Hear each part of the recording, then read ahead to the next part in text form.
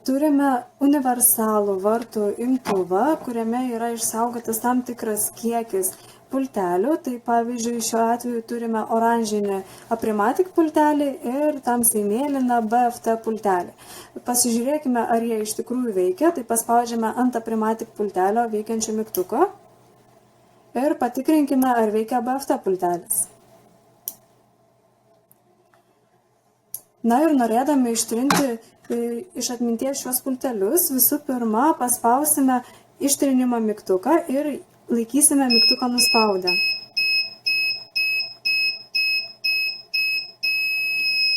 Kai garsas pradeda sklisti tolygiai, atleidžiame mygtuką ir laukiame.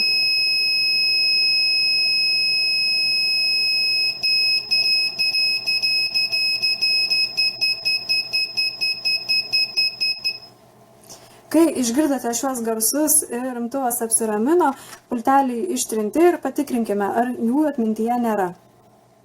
Spaudžiame mygtuką, o vartai neatsidaro. Tai reiškia, visiškai išvalėme atmintį nuo turimų pultelių.